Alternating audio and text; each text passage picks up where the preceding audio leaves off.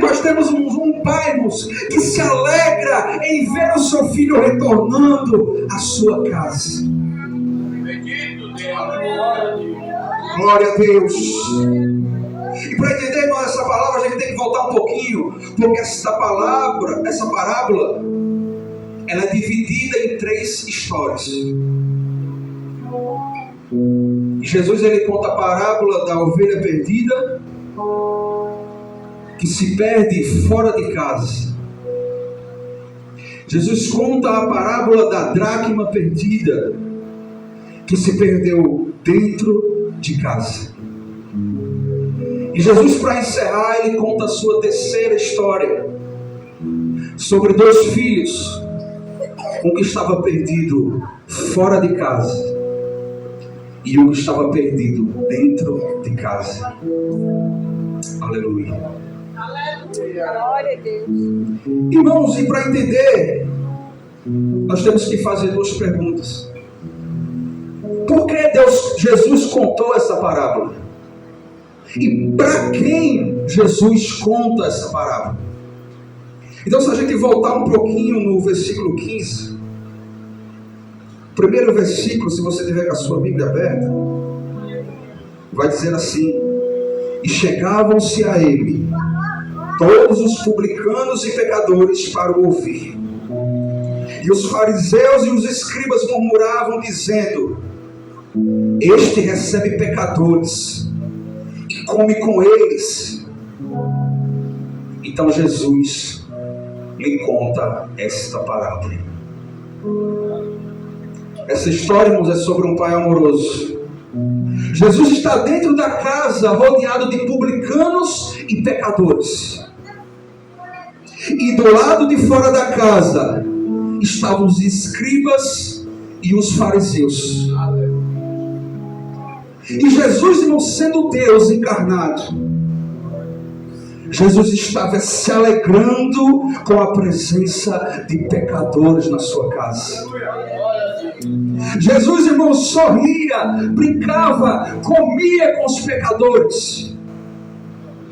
Não que Jesus compactuava com o pecado deles, mas porque Jesus chamava o pecador para perto dele, para transformar a vida dele e glorificar ao Pai que está nos céus.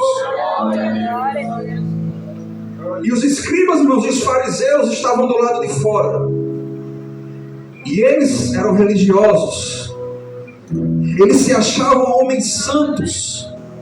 Eles se achavam homens justos, que não precisavam se arrepender de seus pecados. Então, quando eles viam um publicano, quando eles viam um pecador, é como naquela oração que Jesus conta, que quando um publicano ora a Deus, rasga seu peito diante da presença de Deus, que ele não consegue nem olhar, levantar os seus olhos para o altar de Deus, e ele diz: miserável homem que sou, não sou digno que o Senhor olhe para mim. Aleluia. Mas do outro lado estava um fariseu que se achava justo, e ele dizia: graças a Deus, porque eu não sou como aquele pecador miserável. Então os fariseus estavam do lado de fora, criticando a alegria de Jesus por estar com pecadores. Oh, glória! Então, fique com essa imagem na sua mente. Jesus dentro de uma casa, comendo com pecadores, se alegrando com os pecadores, e do lado de fora os fariseus, irados com Jesus, porque ele tinha amor para com seus filhos. Aleluia. Então, irmãos, o filho mais novo da parábola simboliza os pecadores que estão dentro da casa com Jesus.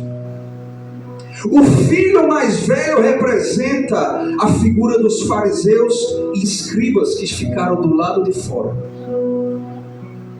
E para ser bem breve, irmãos, nesta noite, porque se eu for entrar detalhadamente nessa palavra, eu dá para pregar aqui umas 3, 4, 5 vezes. O que eu quero, irmãos, que vocês entendam nesta noite é que para Deus, irmãos, nós não somos melhores do que aqueles que estão lá fora. Não é, irmãos, porque estamos aqui bem vestidos, bonitos, que nós podemos olhar para quem está lá fora e dizer: obrigado, Deus, porque eu não sou como aquele. Porque, irmãos, um dia também nós já estivemos naquela posição. Mas a graça de Deus alcançou a tua vida. Mas o Espírito Santo de Deus chegou sobre a tua vida. E hoje você pode se alegrar da presença de Deus, porque Ele habita sobre a tua vida nesta noite. Aleluia, irmãos. Aleluia. O que era de nós não fosse o amor do Pai sobre as nossas vidas. Então, da mesma forma, irmãos, que aquele pecador, aquele filho pródigo estava perdido, o filho que ficou em casa também estava perdido e necessitava do amor do Pai. Aleluia. Então, quando a gente lê de Gênesis a Apocalipse, isso aqui, irmãos, é uma carta de amor de Deus para a tua vida. Glória a Deus. Porque, irmãos, nós lemos nas Sagradas Escrituras um Pai. Porque o nosso Deus, além de ser o Criador do Universo, porque o nosso Deus, além de ser o Rei dos Reis, Senhor dos Senhores, Ele se apresenta como a figura de um Pai. Glória a Deus. Um Pai que lá em Gênesis fez aliança com Adão. Aleluia. Um Pai que fez aliança com Noé. Um Pai que fez aliança com Abraão. Um Pai que fez aliança com Isaac e com Jacó. Um Pai que fez a aliança no sangue precioso de Jesus. Aleluia. Então, irmão, se você lê a Bíblia, leia a Bíblia como uma carta de um Pai amoroso, que não mede esforços para trazer os seus filhos à sua presença.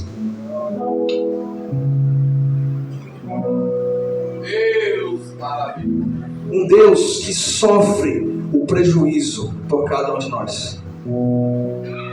Porque, irmão, se a gente for parar para pensar, esse filho pródigo saiu pelo mundo, gastou tudo o que ele tinha, a ponto de ele, naquele lugar onde ele estava, acontecer uma tremenda fome naquele lugar, de chegar ao ponto dele desejar comer as comidas dos porcos. A gente olha para essa passagem, irmãos, mas a gente pensa: nunca que eu vou fazer isso. Nunca que eu vou deixar Deus, deixar o meu Pai e gastar tudo o que Ele me deu para chegar num ponto de desejar comer comida de porcos. Mas eu quero te dizer nesta noite, um dia na sua vida você já foi o filho pródigo. Um dia na sua vida talvez você foi o filho mais velho. Aleluia. Então, irmãos, essa passagem, essa palavra é para acabar e destruir com o ego do ser humano. Porque, irmãos, para Deus não tem aquele grande crente. Para Deus não tem aquele crente fraquinho. Mas para Deus tem aquele filho que se arrepende na presença dele e reconhece que sem o seu pai ele não é nada. Sem a presença do pai ele não é nada. Glória a Deus. Aleluia. Nós temos um Deus que sofreu o maior prejuízo. Você pode ter perdido muita coisa na tua vida. Você pode ter pagado muito preço pelos seus pecados e pelas coisas que você fez. Mas eu digo a você, o maior preço ele pagou na cruz do Calvário. Glória a Deus. E aqui, irmãos, no primeiro versículo, no versículo 11, vai dizer no versículo 12: e o mais moço deles disse ao pai: Pai, dá-me a parte da fazenda que me pertence. E ele repartiu por eles a fazenda. E poucos dias depois o filho mais novo, ajuntando tudo, partiu para uma terra distante e ali desperdiçou a sua fazenda, vivendo dissolutamente. Irmãos, para nossa mente ocidental, isso aqui parece uma palavra simples. Talvez, irmãos, nós como pai, pastor, já escutamos coisa pior dos nossos filhos. E pra gente, às vezes é normal, a gente não vai expulsar o nosso filho de casa por causa disso. Mas para a cultura judaica da época, a figura de um pai, hoje é dia dos pais, para a figura judaica da época, um pai era a figura de maior honra na sociedade e na família. Então nenhum filho em sã consciência chegaria para o seu pai e lhe pediria a herança com seu pai ainda com vida. Porque a sociedade de Israel era baseada na honra do seu pai. E quando o filho mais novo, que só teria direito a 1/3 da herança, se levanta contra o seu pai e diz: Pai, me dê a minha parte da herança. Eu quero viver a minha vida. Eu não quero mais viver debaixo da sua autoridade. O filho está querendo dizer em outras palavras: Pai, eu preferia o Senhor morto. Aleluia. Mas como eu não posso ter o Senhor morto para aproveitar da minha herança, eu prefiro romper o meu relacionamento com o Senhor agora. Eu quero que o Senhor deixe a sua autoridade sobre mim agora. Me dê o que a minha parte e me deixe viver lá fora do jeito que eu quero. Está entendendo a gravidade do pecado do filho pródigo? O filho pródigo não queria viver sob baixo da autoridade de seu pai. Irmãos, quem conhece um pouco da história de Israel vai entender. Não era para o pai ter dado a herança. Nenhum pai naquele tempo que prezasse pela sua honra entregaria a parte da herança do filho. E o filho sabia disso, mas ele era tão rebelde quanto o seu pai, que ele dizia: eu não me importo, eu prefiro sair sem herança, mas eu quero me livrar do meu pai.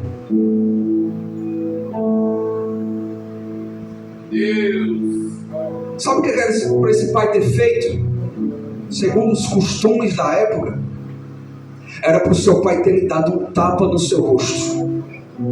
Era para o seu pai ter desertado ele na hora. E era para o seu pai ter expulsado ele da casa na hora. E ainda ter feito um enterro simbólico. O pessoal pegava um caixão simbólico e mostrava para todo o povo: esse aqui é meu filho rebelde, que vai passando entre vocês, e a partir de hoje ele está morto para o seu pai.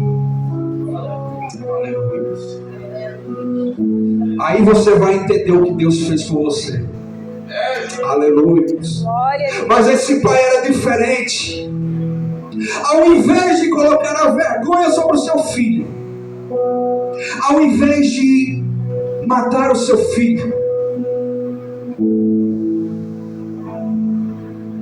Porque a lei mandava matar o seu filho se ele fosse desobediente. Deuteronômio, capítulo 21, 18. Alguém, quando tiver um filho rebelde, que não vai obedecer à voz de seu pai e à voz de sua mãe, e castigando-lhes não lhe der ouvidos, então seu pai e sua mãe pegarão nele, o levarão para os anciãos da sua cidade e à porta do seu lugar, e dirão aos anciãos da cidade: este nosso filho é rebelde, não dá ouvidos à nossa voz, é um comilão e um beberrão. Então todos os homens da sua cidade o apedrejarão com pedras até que morra, e tirarás o mal de ti, para que todo Israel ouça e tema o Senhor. Aleluia. Glória a Deus. Então era para o pai ter feito isso. Era para o pai ter preservado a sua honra. Mas o pai resolveu trazer a vergonha para si. Quando o pai deixa o seu filho ir embora, o pai está trazendo a vergonha para si mesmo. E todo aquele povo vai olhar para aquele pai e vai dizer: esse pai é frouxo. Esse pai não vela pela sua honra. Mas esse pai, o amor desse pai era tão grande para o seu filho, que ele prefere ver o seu filho ir embora do que ver a morte do seu próprio filho.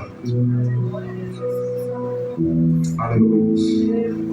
Você vai entender onde eu quero chegar. Filipenses capítulo 2 vai dizer assim: que ele, sendo Deus, não teve por usurpação ser igual a Deus,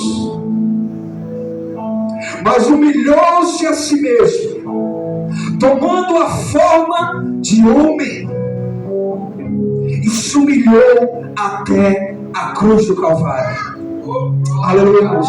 Sabe o que isso quer dizer, irmãos? Que a vergonha, que a culpa que o pai tinha que colocar sobre você, ele assumiu a culpa no seu lugar. Glória a Deus. Ele preferiu se humilhar, ele preferiu morrer no seu lugar do que te perder.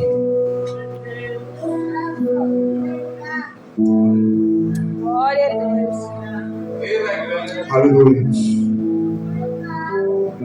Nós temos um Pai amoroso nos céus. Nós temos um Pai, irmãos, que não mede esforços para salvar cada um de nós. Porque fecha os teus olhos neste momento, começa a te lembrar de quem tu eras, começa a te lembrar de quão ruim você era, começa a te lembrar quão longe você andava dos caminhos de Deus. Começa a te lembrar nesse momento das vezes que você fez como filho pródigo. Pai, eu não quero viver debaixo das tuas ordens. Pai, eu quero viver do meu jeito. Aleluia. E Ele deixou você ir. Mas quando você caiu em si, que você voltou para o seu pai, antes de você chegar a ele, ele já correu a teu encontro. Aleluia, glória a Deus. E quando o filho chega na presença de Deus, ele não é acolhido com acusações. O perdão e a graça de Deus são imediatos na tua vida. Aleluia, você não tem que fazer nada para Deus te aceitar como filho na presença dele. E se isso não é motivo de você dar glória a Deus nessa noite, eu não sei o que mais vai fazer você dar glória a Deus. Glória a Deus. Nós temos um Pai. Muitos aqui perderam o seu pai terreno. Eu não fui criado com meu pai. Fui criado com o padrasto, mas eu considero meu pai me criou. E hoje em dia ele não está mais aqui. E aqui, como o pastor Luiz falou, quanto tempo a gente perde? Quantos domingos a gente perdeu atrás de outras coisas e não valorizou aquilo que tem valor nas nossas vidas? Então, se você tem seu pai ainda com vida, se você vê ele ainda hoje, dê um abraço apertado nele. Diga: pai, eu te amo. E se você não tem o seu pai terreno, mas que o seu coração se enche de alegria por saber que lá no céu existe um pai amoroso cuidando por você. Aleluia, irmãos. Existe um pai amoroso cuidando de cada um de nós. Existe um pai gracioso cuidando de cada um de nós. Existe um pai perdoador cuidando de cada um de nós. Aleluia, irmãos. Você crê nessa palavra? Você crê que tem um pai